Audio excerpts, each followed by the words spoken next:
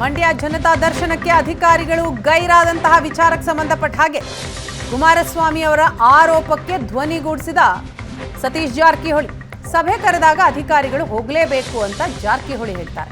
ಅಧಿಕಾರಿಗಳಿಗೆ ಯಾರು ಸೂಚನೆ ನೀಡಿದ್ದಾರೋ ಇಲ್ವೋ ಗೊತ್ತಿಲ್ಲ. ಸಂಸದರು ಕೇಂದ್ರ ಸಚಿವರು ಕರೆದಾಗ ಹೋಗದೇ ಇರೋದು ಸರಿಯಲ್ಲ. ಸಭೆ ಕರೆದರೆ ಅಧಿಕಾರಿಗಳು ಹೋಗಬೇಕಾಗತ್ತೆ ಅಂತ ಸತೀಶ್ ಜಾರಕಿಹೊಳಿ ಅವರು ಹೇಳ್ತಾರೆ.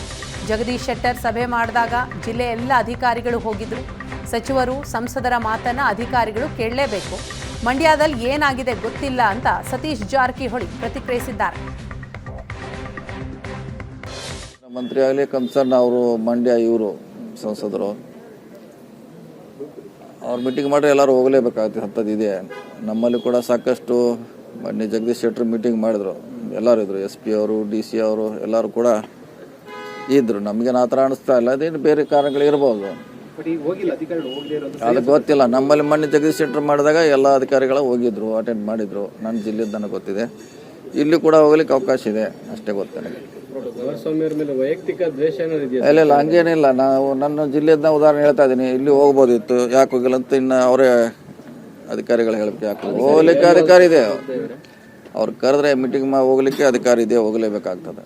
ನಮಗೆ ಗೊತ್ತಿಲ್ಲ ಅದು ಯಾರು ಹೇಳಿದಾರೆ ಬಿಟ್ಟಿದಾರೆ ಗೊತ್ತಿಲ್ಲ, ಹೋಗಿರ್ತಾರಂತ ನಮ್ಮ ಭಾವನೆ.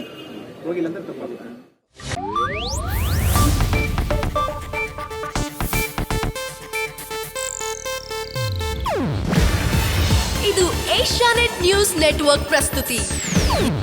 ನೀವು ನೋಡ್ತಿದ್ದೀರಾ ಏಷ್ಯಾನೆಟ್ ಸುವರ್ಣ ನ್ಯೂಸ್.